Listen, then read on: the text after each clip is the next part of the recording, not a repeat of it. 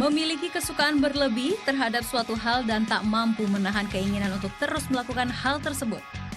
Hati-hati, jangan-jangan Anda sedang kecanduan. Ya, banyak orang yang jika sudah kecanduan sesuatu merasa tak mampu lakukan aktivitas lain jika keinginan atau kegiatan yang ia candu tak dilakukan sehari saja.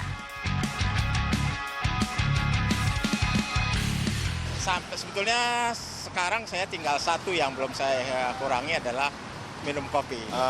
Merokok. Main games di warnet, main bola, futsal. Kopinya ini sementara asumsinya kalau kebiasaan juga. Kalau pagi supaya fresh ya sebelum bekerja saya mau ngopi dulu. Kayak bikin gelisah aja sih sebenarnya. Gimana ya, kayak kecanduan gitu sih.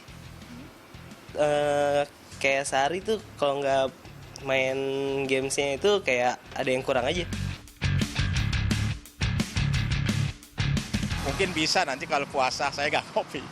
Tapi itu pun siang saja kali. Tapi tetap mungkin buka puasa juga tetap ada kopi, sahur juga ada kopi.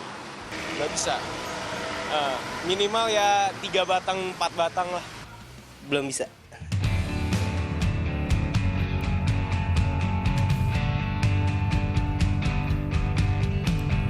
Kecanduan kini tak hanya identik dengan kebutuhan akan zat adiktif seperti rokok atau narkoba.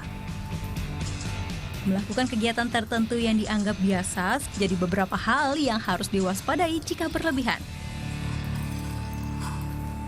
Adalah Bayu. Ia telah beberapa waktu menyadari dirinya kecanduan main games. Untuk menopang suasana hatinya, paling tidak ia butuh bermain games online hingga 4 jam dalam sehari. Baginya, tak ada hari tanpa bermain games. Bahkan Bayu pernah menghabiskan waktu kuliahnya selama 3 semester hanya untuk penuhi hasrat bermainnya. Tak hanya di rumah, bahkan di ruang kerja, ia selalu luangkan waktu untuk bermain games melalui gadgetnya. Pertama saya suka dengan game itu adalah sebuah hal yang paling menarik dalam hidup kan. Itu bisa mengisi kekosongan. Waktu SD saya bermain game itu sampai 3-4 jam. Terus saya lanjutkan ke SMP. Di SMP saya sudah mulai masuk banget ke dalam dunia game. Saya ikut perlombaan Counter Strike dan alhamdulillah saya menjuarainya. Terus kelas 2 SMP saya juga ikut lagi perlombaan, juara lagi. SMA saya mulai sedikit meninggalkan sekolah. Pada saat kelas 3 SMA saya tidak masuk sekolah sekitar 1-2 minggu. Nah, dalam 1 minggu itu saya masuk sekolah hanya 2 hari atau enggak 3 hari.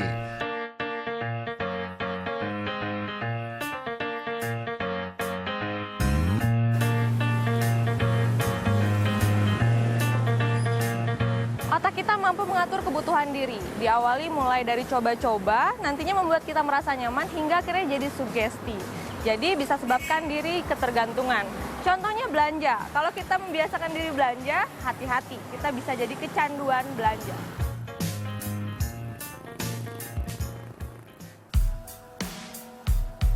Tingkat kecanduan seseorang juga bisa diukur mulai dari ringan, sedang, hingga kecanduan parah atau disebut hardcore.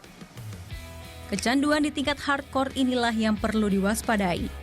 Karena di saat ini, kinerja otak sudah terganggu akibat perubahan pola kerja neurotransmitter reseptor yang memberi sinyal rasa enak. Neuron-neuronnya, sinaps-sinaps itu akan berubah dengan reseptor-reseptor yang minta dipenuhi oleh rasa enak itu, oleh endorfin misalnya. Endomorfin yang dihasilkan ketika kita mempersepsikan sesuatu enak. Nah, otak itu dapat suplai itu, sehingga dia akan mempunyai kecenderungan untuk memenuhi itu terus-menerus. Kalau tidak dipenuhi, dia nggak bisa konsen, nggak bisa melanjutkan pekerjaannya.